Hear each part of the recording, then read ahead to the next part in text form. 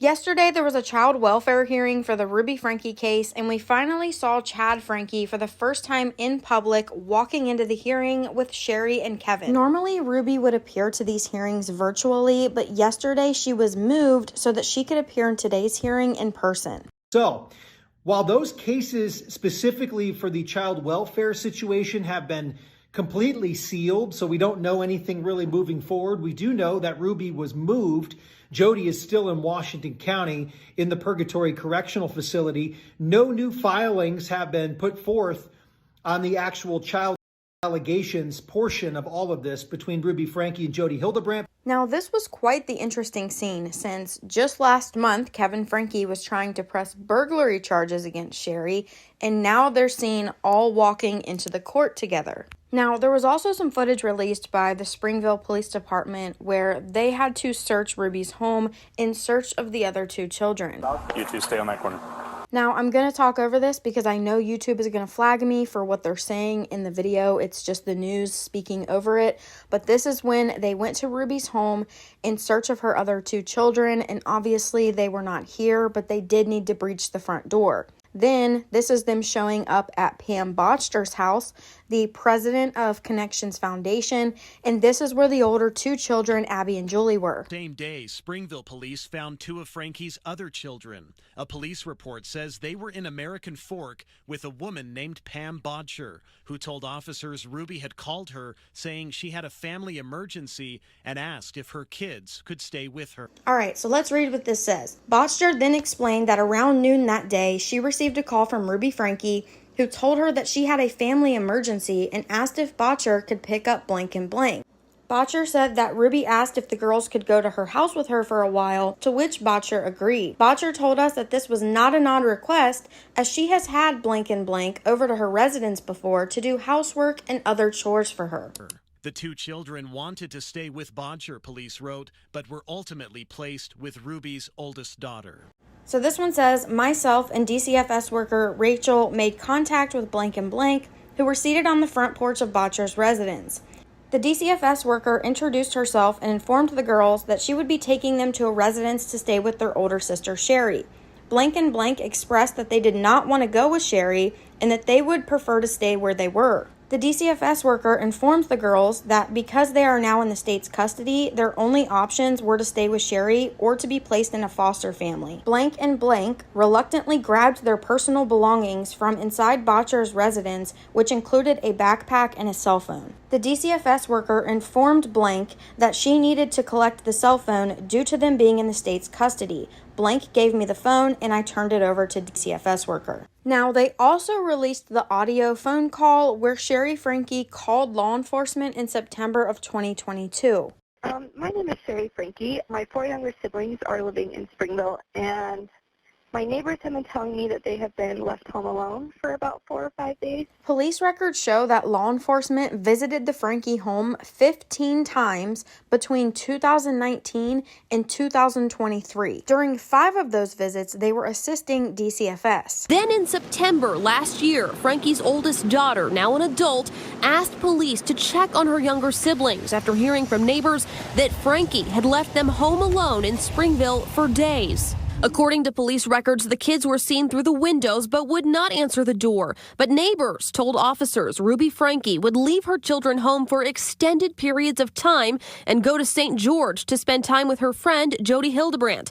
So apparently Utah has a free-range parenting law that just went into effect in 2018. And this bill basically protects parents who grant their children activities of independence. So it was cited in an article that when a concerned neighbor talked to the DCFS worker or followed up with them, that the worker basically told them as long as no one got hurt, there's really nothing they can do. So this is a summary of the Utah's free-range parenting law, and further down it says, consistent with the Constitutional Protection for Families Association, the bill says that neglect requires a blatant disregard of parental responsibilities in a manner likely to cause a serious risk of harm to a child, not efforts by parents to teach independence, and not decisions that responsible parents make every day. And then further down it says, a child raised under constant adult supervision misses opportunities for growth and as a result may end up stunted developmentally, 30, and physically.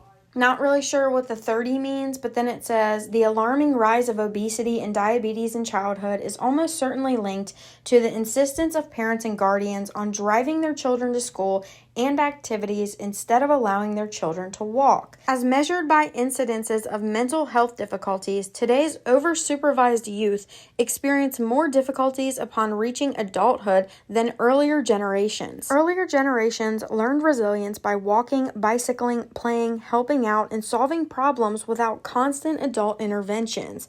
Parents and guardians often are in the best position to weigh the risks and make decisions concerning the safety of children under their care, including where their children may go, with whom, and when, and the excessive investigation and prosecution of parents and guardians who have done nothing more than briefly and safely permit their children to remain unsupervised has introduced unnecessary governmental intrusion into the homes of families. Now, I'm all for kids playing outside, riding their bikes, things like that.